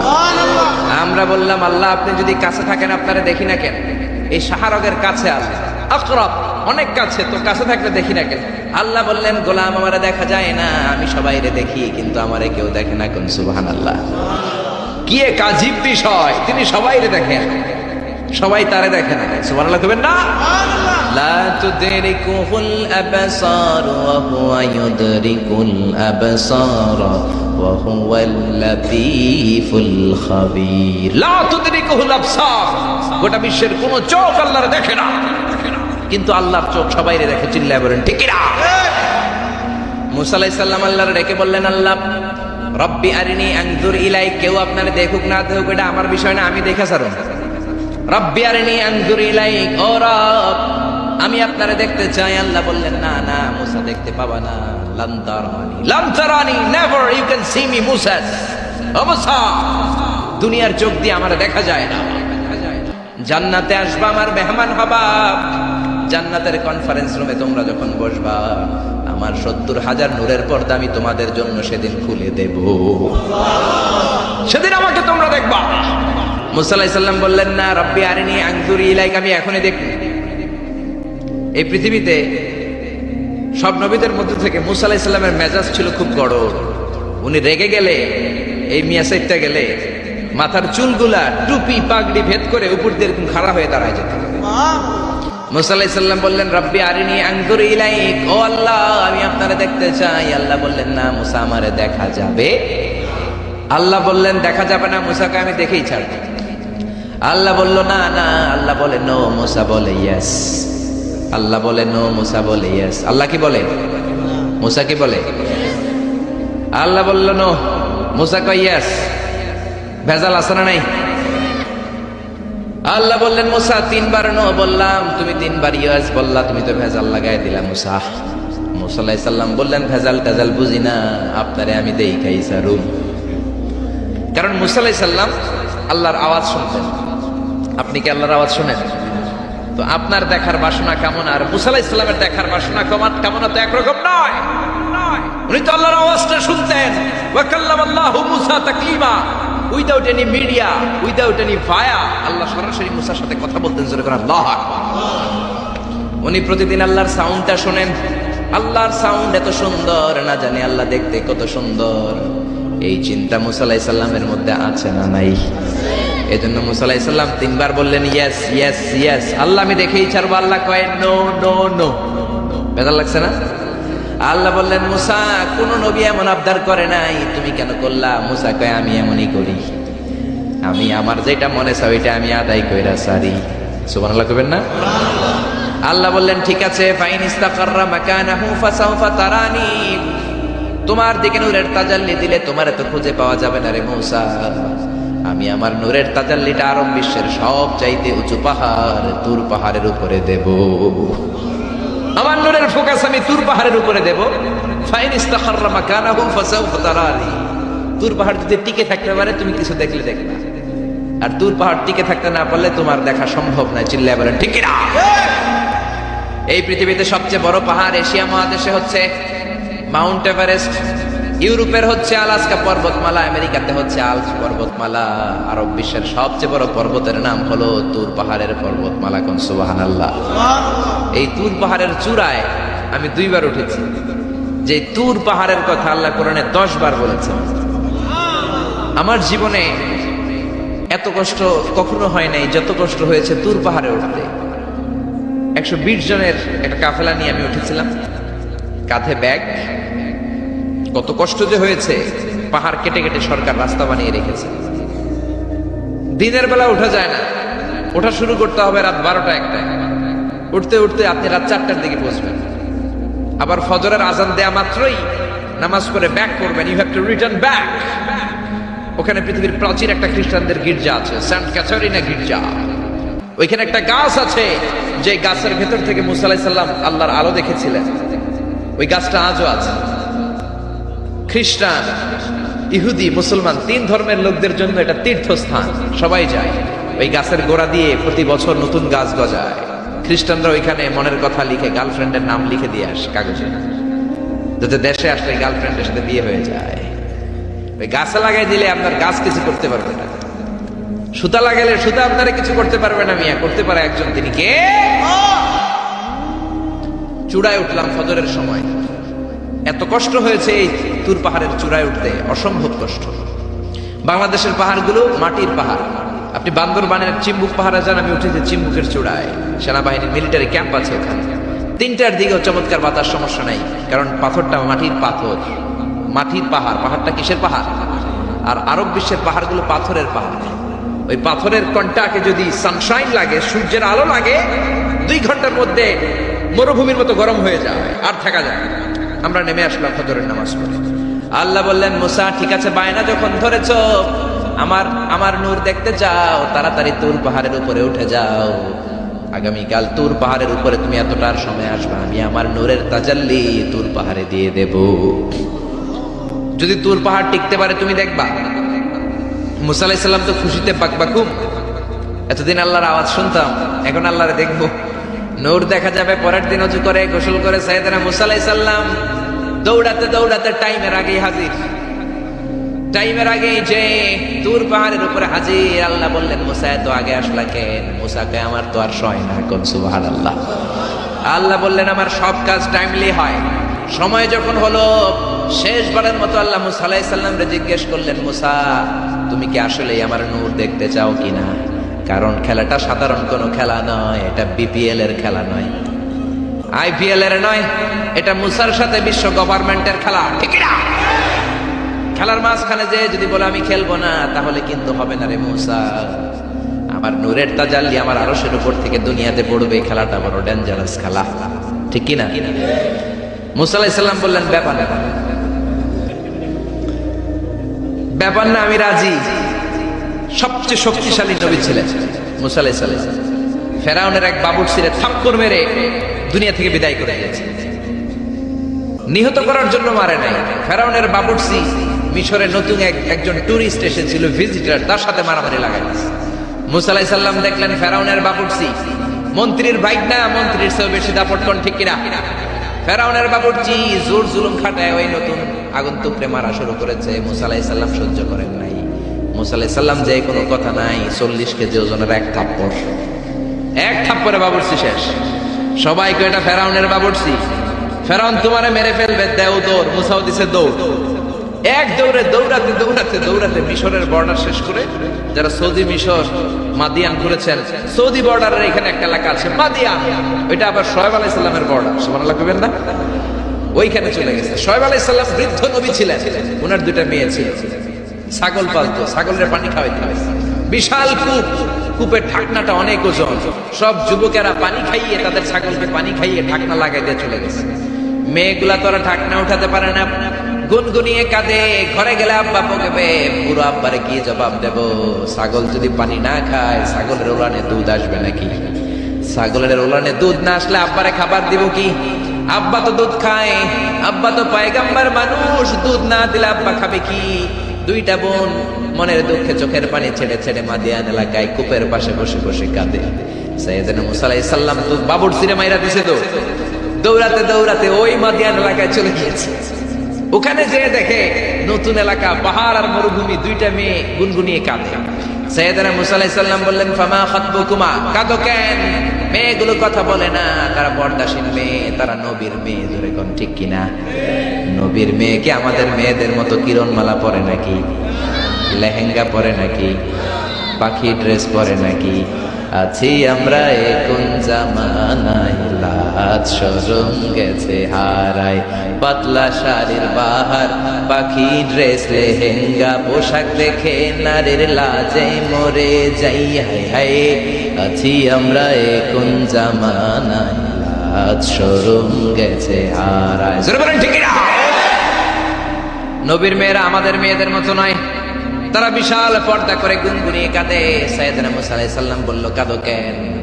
মেয়ে দুইটা বলে, তুমি জিগাও কেন? তোমার জানার দরকার কি? মেয়ে তোমার রাস্তায় তুমি হাঁটবে। বিশ্বনবী এটাই বলতেন তার বিবিদেরকে। সাহাবারা কোনোদিন যদি ঘরে আসে, আমি না থাকলে মিষ্টি মিষ্টি কথা বলো না, কর্কশ গলায় বলে দাও নবী ঘরে নাই। কারণ আপনি ঘরে নাই, আপনি বাসায় নাই, আপনার মোবাইলে ফোন আসলো, আপনার বিবি যদি মিষ্টি মিষ্টি আলাপ শুরু করে দেয়, আপনার অফিসের বস আপনারে চায়, ফোন দিয়েছে, ভাবি তোরে যদি মিষ্টি মিষ্টি আলাপ করে, ভেজাল আছে না নাই? এজন্য খবরদার মহিলারা কোনো অপরিচিত লোকের ফোনের মধ্যে বড় কথা বলবেন না। কাকে ফোন দিয়েছেন? স্বামীকে, বাসায় নাই, কাট কাট। জোরে বলেন ঠিক না? কাকে ফোন দিয়েছেন? আব্বাকে, আব্বা বাসায় নাই, কেটে দেন। মিষ্টি মিষ্টি আলাপের দরকার নাই। আপনি কেমন আছেন, কোথায় বসে আছেন, কি করেন, কোন কলেজে পড়েন, এটা তোর দরকার কি বেটা? ঠিক কিনা বলেন? শোয়েব আলাইহিস সালামের দুই মেয়ে সোজা কথা বললেন, আপনার দরকার কি? আপনার পথে আপনি হাঁটেন। মুসা আলাইহিস সালাম ভাবলেন, এই মেয়েটা নিশ্চয়ই মেয়েগুলো এলাকার হবে, নতুন এলাকায় এসেছে, এলাকা চিনি না। মেয়ে দুইটারে যদি জিজ্ঞেস করে রাস্তাঘাট চিনা যায়, তৃষ্ণায় গলা ফেটে যায়, আমি কি করব বুঝতেছি না। মুসা আলাইহিস সালাম বললেন, ও তোমরা বলো আমি ভালো মানুষ, কেন তোমরা কাঁদো? মেয়ে দুইটা আবার বলতে আরম্ভ করলো, আমরা দুইজন নবীর মেয়ে, ছাগল পালি, ছাগলকে পানি খাওয়াবো। একটা কুয়া আমাদের এলাকায়, যুবক ছেলেরা এসে তাদের ছাগলকে পানি খাইয়ে কুয়ার ঢাকনা লাগিয়ে চলে গিয়েছে। এই কুয়ার ঢাকনাটা উঠাতে 10 জন পুরুষের দরকার হয়, যেটা 10 জন পুরুষ পারে না, তোমার মতো সলিমুদ্দির দিয়ে তো হবে না। তোমার মতো সলিমুদ্দির দিয়ে তো এই কাম হবে না। যেই কুয়াটা উঠাতে, কুয়ার ঢাকনা উঠাতে কয়জন লাগে? তো তোমারে বলে লাভ কি? মুসা আলাইহিস সালাম বললেন, তাই নাকি? এই কথা আমার তো তোমরা চিনো নাই, আমি মুসা। সুবহানাল্লাহ কইবেন না? মুসা আলাইহিস সালাম বললেন, আইনাল বের, কুয়া কোথায়? আদা হুয়াল বের, এই তো কুয়া। মুসা আলাইহিস সালাম সামনে যে ডান হাত ইউজ করেন নাই, বাম হাতে একটা ধাক্কা মারছে। বাম হাতের ধাক্কায় কুয়ার ঢাকনা 10 হাত দূরে যেয়ে পড়েছে। এই ঘটনা দেখে মাইয়ারা ছাগল দিয়ে দিছে দৌড়। মেয়ে মনে করেছে মরুভূমির মাঝখানে জিন টিন কিছু হবে।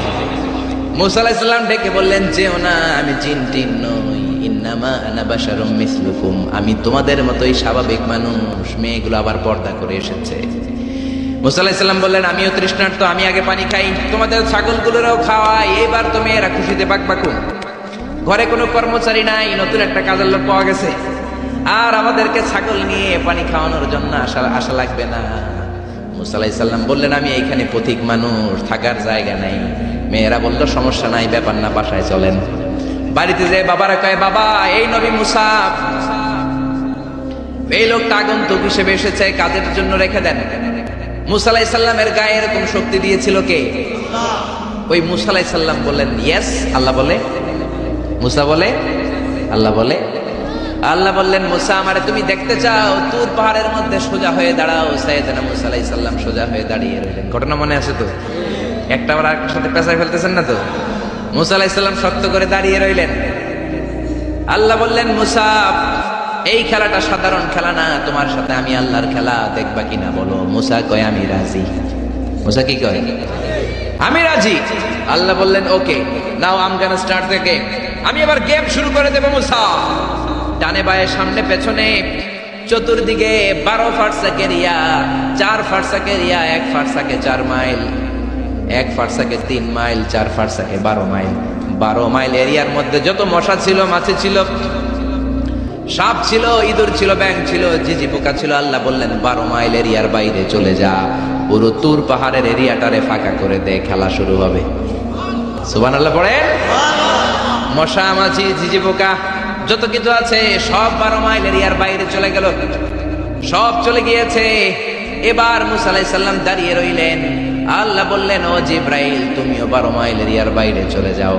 সাইয়েদনা জিব্রাইল ডেকে বলে, আল্লাহ, সৃষ্টির শুরু থেকে আজ পর্যন্ত আমিও তো তোমার নূর দেখি নাই। আল্লাহু আকবার। সিদরাতুল মুনতাহার এইখানে কান লাগিয়ে তোমার আদেশগুলো শুনি, তোমার অর্ডারগুলো নবীদের কাছে আমি উপর থেকে পৌঁছে দেই। আমিও তো তোমার নূর দেখি নাই। আমার ভাই মুসা নবীর সাথে আমিও যদি একটু নূর দেখতে পারি, সমস্যাটা কোথায়? আল্লাহ বললেন, না হো, সমস্যা আছে, কারণ খেলা তো তোমার সাথে আমার, খেলা আল্লাহর সাথে। মুসার জোরে কোন ঠিক না? তুমিও 12 মাইল এরিয়ার বাইরে চলে যাও। চলে গেল। এরপরে মুসা আলাইহিস সালাম বললেন, আল্লাহ এবার আমি রেডি। আল্লাহ বলল, আমি তো রেডি না, কারণ তোমার 2 কাঁধের মধ্যে 2টা ফেরেশতা আছে না নাই?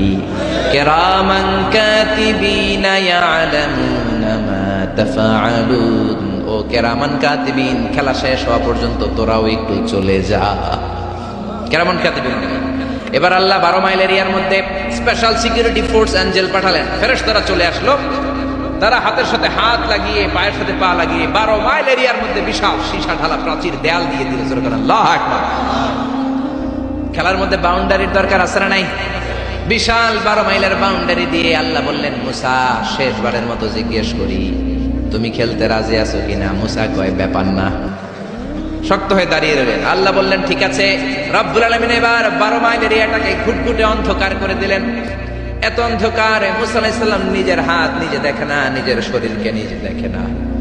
এত ঘুটঘুটে অন্ধকার, অন্ধকার দেখে আশেপাশে কোনো আওয়াজ নাই। এতক্ষণ মশামাছির বনবন ছিল, ঝিঝি পোকার ঝিঝি শব্দ ছিল, এখন কোনো আওয়াজ নাই। মুসা নবীর অন্তরে এবার ভয় ঢুকাই দিছে কে? এবার একটু নড়ে সরে বসছে। ভয় লেগেছে, কিন্তু ওই যে আল্লাহর নূর দেখবে আকাঙ্ক্ষা, মনোবল এখনো হারায় নাই। আল্লাহ আবারও বললেন, মুসা রেডি আছো কিনা? মুসা কয়, কি কয়? ওই যে ব্যাপার না। মুসা আলাইহিস সালাম দাঁড়িয়ে রইলেন। তিনি বললেন, ইয়েস, আমি দেখব। এবার আল্লাহ মুসা আলাইহিস সালামের চোখের পাওয়ার বাড়িয়ে দিলেন। আল্লাহ বললেন, তোমার চোখের জ্যোতি আমি বাড়িয়ে দিলাম।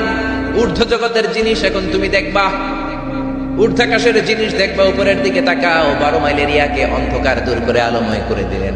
এবার সাইয়েদনা মুসা আলাইহিস সালামের চোখে এত পাওয়ার, উপরের দিকে তাকিয়ে সব দেখতে পেলেন। কোন সুবহানাল্লাহ। তাকিয়ে দেখলেন প্রথম আকাশের মহাশূন্য, তারপরে প্রথম আকাশ। আমরা যেটা দেখি এটা কিন্তু প্রথম আকাশ না। আপনি জীবনেও আকাশ দেখেন নাই, আকাশ কি এত কাছে? আপনি যা দেখেন it's a space, open space. প্রথম আকাশের মহাশূন্য, তারপরে প্রথম আকাশ, তারপরে দ্বিতীয় আকাশের মহাশূন্য, তারপরে দ্বিতীয় আকাশ, তারপরে তৃতীয় আকাশের মহাশূন্য, তারপরে তৃতীয় আকাশ। আপনারা সূর্য, চন্দ্র, galaxy, Milky Way, black hole, Proxima Centauri, Alpha Centauri, Alpha Centauri B, যা দেখেন সব প্রথম আকাশের মহাশূন্যের ভেতরে। চিল্লায় বলেন ঠিক কিনা? মুসা আলাইহিস সালাম তাকিয়ে দেখলেন তারা দেখা যায়, এরপরে প্রথম আকাশ, তারপরে দ্বিতীয় আকাশের মহাশূন্য, তারপরে দ্বিতীয় আকাশ। একটার চেয়ে আরেকটা আকাশ বড়, বলেন ঠিক কিনা? বিষ্ণু বললেন প্রথম আকাশের চেয়ে দ্বিতীয় আকাশ কত বড়? শোনো শোনো, তোমার হাতের আংটিটা যদি মরুভূমির মাঝখানে তুমি ছেড়ে দাও, মরুভূমির তুলনায় তোমার হাতের আংটি যত ছোট, আল্লাহর দ্বিতীয় আকাশের তুলনায় আল্লাহর প্রথম আকাশ তত ছোট। একটার চেয়ে আরেকটা বড়। তিনি সপ্ত আকাশ দেখতে পেলেন, তারপরে দেখলেন সিদরাতুল মুনতাহা, তারপরে তাকিয়ে দেখলেন বাইতুল মামুর। এটা ফেরেশতাদের কিবলা, জোরে কোন ঠিক কিনা? আমরা কাবা ঘরে মক্কায় যে চারিদিকে তাওয়াফ করি, ফেরেশতারা ঠিক কাবার বরাবর উপরে বাইতুল মামুরের চারদিকে তাওয়াফ করে। একসাথে 70,000 ফেরেশতা করে। একবারে 70,000 ফেরেশতা একবার যদি তাওয়াফ করে, কিয়ামত পর্যন্ত দ্বিতীয়বার কোন ফেরেশতা তাওয়াফের চান্স পাবে না। কোন সুবহানাল্লাহ। কোটি কোটি ফেরেশতা সিরিয়াল দিয়ে তাদের কাজ শেষ করে এখানে তাওয়াফের জন্য লাইন দিয়ে থাকে। চিল্লায় বলেন আল্লাহু আকবার। এরপরে সাইয়েদনা মুসা আলাইহিস সালাম তাকিয়ে দেখলেন বিশাল বড় কোরআনের বাড়ি দেখা যায়। বাল হুয়া কোরআনুম মাজিদ ফি লাউহিন মাহফুজ, লাউহে মাহফুজ দেখতে পেলেন। এরপরে তাকিয়ে দেখেন আল্লাহর কুরসি দেখা যায়, তারপরে দেখলেন আল্লাহর আরশ দেখা যায়, তারপরে দেখলেন আল্লাহর 70,000 নূরের পর্দা দেখা যায়। কোন সুবহানাল্লাহ। এবার আল্লাহ নূরের পর্দা থেকে নূরের ফোকাস করবেন। সবচেয়ে ছোট পর্দা হলো প্রথম পর্দাটা। রব্বুল আলামিন বললেন মুসা, তুমি শেষবারের লাস্ট ডেস্টিনেশনে, শেষ স্টেশনে চলে এসেছো। এবার যদি তুমি আমার নূর দেখতে চাও দেখাবো, তুমি দেখতে না চাইলে খেলা বন্ধ করে দিব। দেখতে চাও কিনা? মুসা বলে আমি দেখতে চাই। রব্বুল আলামিন মুসার কথা শুনে এবার নূরের পর্দা থেকে নূরের ফোকাস দিবেন। কতটুকু দিবেন? মুফাসসির হয়রান হয়ে গিয়েছে। ব্যাখ্যায় কি বলবেন? কেউ কেউ বলেছেন মিসলা উন্মুলাতিল খুনসার। এই যে আমরা কানি আঙ্গুল বলি না, এটারে আরবিতে এটার বলে খেনসা, এটার বলে ইবহাম, এটার বলে সাব্বাবা, এটার বলে উস্তা, এটা বিনসার, এটা খেনসা। ইবহাম সাব্বাবা আমরা বলি শাহাদাত আঙ্গুল, আরবিতে বলে সাব্বাবা, এটার বলে উস্তা, এটার বলে বিনসার, এটার বলে খেনসার। মুফাসসিরিন ইকরাম বলেন খেনসার আঙ্গুল পরিমাণ, এই আঙ্গুলের কানি আঙ্গুলের সামনে যতটুকু পরিমাণ, ওই পরিমাণ জায়গা আল্লাহ 70,000 নূরের পর্দা নয়, শুধুমাত্র প্রথম পর্দাটা এতটুকু ফাঁক করেছে। আবার কোন কোন মুফাসসিরিন বলেছেন না না, এত বেশি না। একটা সুইয়ের পেছনে যত ছিদ্র, সুইয়ের ভেতরে সুতা ঢোকানোর জন্য যতটুকু ছিদ্র লাগে, ততটুকু ছিদ্র আল্লাহ আলাদা করে তিনি ফোকাস করেছেন। ফালাম্মা তাজাল্লা রাব্বুহু লিল জাবালি জাআলাহু দাক্কাও ওয়া খাররা মূসা সাইকা। রব্বুল আলামিন নূরের তাজাল্লি যখন তুর পাহাড়ের উপর দিলেন, 1 সেকেন্ডের জন্য নূরের ফোকাস নয়, 1 সেকেন্ড 1000 ভাগ করলে হয় 1 মাইক্রোসেকেন্ড, 1 মাইক্রোসেকেন্ড 1000 ভাগ করলে হয় 1 ন্যানোসেকেন্ড। 1 ন্যানোসেকেন্ডের জন্য রব্বুল আলামিন নূরের ফোকাস দিলেন। কোন সুবহানাল্লাহ। ওই নূরের ফোকাস পেয়ে ফালাম্মা তাজাল্লা রাব্বুহু লিল জাবালি জাআলাহু দাক্কা ওয়া খাররা মূসা সাইকা, মুহূর্তের মধ্যে বিশাল সিলসিলা তুরে সাইরা আল্লাহর নূরের তাজাল্লিতে জ্বলে পুড়ে মেসাকার হয়ে যায়। মূসা আলাইহিস সালাম কি আর দেখবে? এটা 1 সেকেন্ডও না। 1 সেকেন্ডে 1000 ভাগ করলে 1 মাইক্রোসেকেন্ড, 1 মাইক্রোসেকেন্ডকে 1000 ভাগ করলে 1 ন্যানোসেকেন্ড। 1 ন্যানোসেকেন্ডের জন্য নূরের ঝলক মেরেছে। ওই নূরের ঝলকে তুর পাহাড় জ্বলে যায়। সাইয়েদনা মূসা আলাইহিস সালাম বেহুশ হয়ে পাহাড়ের উপরে পড়ে যায়। কোন সুবহানাল্লাহ। হুশ ফেরার পরে হাত জোর করে আল্লাহর কাছে ক্ষমা চায়, মাবুদ রে, আর জীবনে বায়না ধরবো না, আর জীবনে বলবো না আমি তোমারে দেখতে চাই। জনমের স্বাদ মিটে গেছে, কিছুই দেখতে পারেনি। এক তাজাল্লিতে বেহুশ হয়ে পড়ে গিয়েছে। চিৎকার করে পড়েন না আল্লাহু আকবার। সে আল্লাহ বলছেন লা তুদরিকুহুল আবসার ওয়া হুয়া ইউদরিকুল আবসার ওয়া হুয়াল লাতীফুল খাবীর। আয়াতুল কুরসি শুরু হয়েছে কোন শব্দ দিয়ে? আল্লাহ শব্দ দিয়ে। আল্লাহ বললেন আল্লাহু লা ইলাহা ইল্লাহু, তিনি ছাড়া কোনো ইলাহ নাই। ইলাহ একজন, মাবুদ একজন, চাইতে হবে তার কাছে। জোরে বলেন ঠিক কিনা? এজন্য খাজা বাবার কাছে নয়, দয়াল বাবার কাছে নয়, পাগলা বাবার কাছে নয়, ল্যাংটা বাবার কাছে নয়, চাইতে হবে কার কাছে? আল্লাহর কাছে চাইবেন, গণকের কাছেও না, জ্যোতিষ বাবার কাছেও না। জোরে কোন ঠিক কিনা? অনেকে জ্যোতিষের কাছে চায়, আছে না নাই? রাশিফল দেখে উল্টা পাল্টা বলে। আপনি আপনার বন্ধুরে নিয়ে গেলেন, বললেন জ্যোতিষ বাবা আমার কোন রাশি, আমার বন্ধুর কোন রাশি? জ্যোতিষ বাবা বলবে তোর ভাল্লুক রাশি, তোর বন্ধুর উল্লুক রাশি। এটার ভাল্লুক রাশি, ওইটার আন্দাজে কথা বলে। এজন্য এদের কাছে চাওয়া যাবে না, চাইতে হবে একজনের কাছে। তিনি কে? তার মানে আয়াতুল কুরসির শুরুতে আল্লাহ তাওহীদের ফোকাস দিলেন। তাওহীদ আপনার জীবনের সবচাইতে দামি জিনিস। তাওহীদ শেষ, আপনি শেষ। তাওহীদের বিপরীত হচ্ছে শিরক। তাওহীদের বিপরীত কি? এই শিরক, এটা ক্যান্সারের চেয়ে ভয়ঙ্কর। ক্যান্সার এত মারাত্মক নয়, শিরক যতটা মারাত্মক। ক্যান্সারের অ্যান্সার আছে, শিরকের অ্যান্সার নাই। ক্যান্সারের অ্যান্সার পাওয়া যায়, শিরকের অ্যান্সার পাওয়া যায় না, ঠিক কিনা? ইন্নাল্লাহা লা ইয়াগফিরু আন ইউশরাকা বিহি। আল্লাহ শিরক ছাড়া সব গুনাহকে ক্ষমা করে দিতে পারেন, শিরকের গুনাহ আল্লাহ কখনো ক্ষমা করেন না, কোন ঠিক কিনা? আবার হাদিসে কুদসিতে আল্লাহ বললেন, গোলাম কিয়ামতের দিন পাহাড় পরিমাণ গুনাহ নিয়ে এসেছো, জমিন পরিমাণ গুনাহ নিয়ে এসেছো, ওই গুনার মধ্যে যদি শিরকের গুনাহ না থাকে, আমি পাহাড় পরিমাণ ক্ষমা নিয়ে তোমার দরবারে হাজির হয়ে যাব। এজন্য শিরক করা যাবে না। জোরে বলেন ঠিক কিনা? আল্লাহ বলেন, আল্লাহু লা ইলাহা ইল্লাহু, তিনি ছাড়া কোনো ইলাহ নাই। আল হাইয়ুল কাইয়ুম, তিনি হলেন শাশ্বত চিরঞ্জীব। আল হাই মানে দাইমুল হায়াত, দাইমুল বাকা, আজীবন তিনি থাকবেন, তিনি কোনদিন শেষ হবেন। তিনি হলেন আল হাই। আল হাই মানে দাইমুল বাকা, আজীবন তিনি বেঁচে থাকবেন। সবাই মরে যাবে, তিনি থাকবেন, কোন ঠিক কিনা? কুল্লু মান আলাইহা ফানিন ওয়া ইয়াবকা ওয়াজহু রাব্বিকা যুল জালালি ওয়াল ইকরাম ফাবিআইয়ি আলাই রাব্বিকুমা তুকাযযিবান। তিনি অক্ষয়, তিনি অব্যয়, তিনি অনাদি, তিনি অনন্ত, তিনি শাশ্বত, তিনি চিরঞ্জীব, তিনি সদা জাগ্রত, সদা সজাগ। চিল্লায় বলেন ঠিক কিনা? আজীবন তিনি বাঁচবেন, তিনি মরবেন না। এজন্য বলা হয় আল বাকাউ লিল্লাহ। আমাদের দেশে মানুষ মারা গেলে হু হু করে কাঁদা শুরু করে দেয়, আরব দেশে কাঁদে না। তারা কেরাতের সম্মেলন করে, কেউ মারা গেলে 3 দিন পরে কেরাত সম্মেলন করে। এই যে কেরাত সম্মেলন, বিশাল বড় কেরাত সম্মেলনের মধ্যে তারা তাদের মৃত ব্যক্তির জন্য দোয়া করে। কিন্তু আমরা তেমনটা করি না। আমাদের চিল্লা চিল্লি আছে না নাই? আমারে লইয়া গেল রে, সাইরা গেল রে। মহিলারা কাঁদে বেশি, ঠিক কিনা? একেবারে চুল টানাটানি মাটিতে ঘোরাঘুরি খায়, আছে না নাই? আপনি কান্না করলে মাইয়েতের উপর আযাব হবে, যেরকম ঠিক কিনা? আরবের লোকেরা কেউ মারা গেলে কেরাত সম্মেলন করে, আর একে অপরের সাথে কোলাকুলি করে বলে আল বাকাউ লিল্লাহ। বেঁচে থাকবেন একজন, তিনি কে? এই পৃথিবীর সবাই মরে যাবে, কেউ থাকবে না। বাড়িঘর যা আপনি করেছেন, বাড়ির জায়গায় বাড়ি পড়ে থাকবে। যেই বাড়ি আপনি করেছেন, এইটা আপনার বাড়ি নয়। আপনার বাড়ি হলে আপনার বাবাও বলতো আমার বাড়ি। আপনার দাদা যখন এই বাড়িতে থাকতো, তিনিও বলতো আমার বাড়ি। জোরে কোন ঠিক কিনা? পরের জায়গা পরের বাড়ি, ঘর বাঁধিয়ায় আমি রই, আমি তো সেই ঘরের মালিক নই।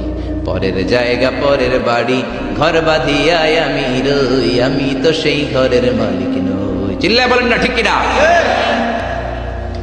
সবাই মরে যাবেন, সবাই আমরা মরে যাব। আল্লাহ মালাকুল মাউতকে ডেকে বলবেন, ও মালাকুল মাউত, আর কে কে বেঁচে আছে? মালাকুল মাউত বলবে, কেউ বেঁচে নাই, সব মানুষগুলোরে মেরে ফেললাম। আল্লাহ বলবেন, এবার জিনদেরকে মেরে ফেলো। জিনগুলারও মেরে ফেলা হবে। এবার আল্লাহ ডেকে বলবেন, ইয়া মালাকুল মাউত আখবিরনি মান ইয়াবকা, কে কে বেঁচে আছে বলো। মালাকুল মাউত বলবে, আল্লাহ কেউ বেঁচে নাই, জিনেরাও শেষ। আল্লাহ বলবে, এবার ইবলিসরে ধর। কারে ধর? সবাইকে মারতে যত কষ্ট দিয়েছো, ইবলিসকে ডবল কষ্ট দিয়ে মারো। মালাকুল মাউত বলবে, ইবলিসও শেষ।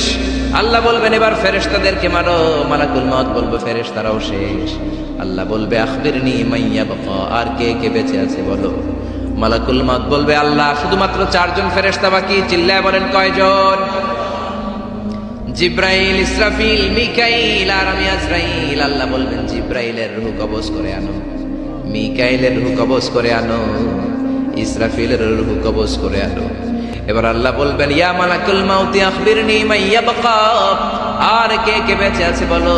মালাকুল মউত বলবে আল্লাহ, মহাবিশ্বে আর কেউ বেঁচে নাই শুধুমাত্র দুইজন ছাড়া। এক হলেন আপনি আল হাইয়ুল কাইয়ুম, শাশ্বত চিরঞ্জীব, আপনার কোনো লয় নাই, ক্ষয় নাই, অব্যয় অক্ষয়, সদা জাগ্রত, সদা সজাগ। আর হলাম আমি আপনার হুকুমের গোলাম আজরাইল। এই দুইজন ছাড়া মহাবিশ্বে আর কেউ বেঁচে নাই। আল্লাহ ডেকে বলবেন আজরাইল, সবাইকে তো পারলি, এইবার একটু তুই মর, এবার তুই মর, তুই মর। এই কথা শুনে মালাকুল মউতের কাঁপুনি ছুটে যাবে, কাঁপতে কাঁপতে ডেকে বলবে আল্লাহ, সবাইকে আমি মারলাম, আমি মরবো কেন? আল্লাহ বলবেন তুইও মরবি। মালাকুল মউত বলল আগে বলেন নাই কেন যে আমিও মরবো? আল্লাহ বললেন তুই কি জানিস না, কুল্লু নাফসিন দাইকাতুল মাউত।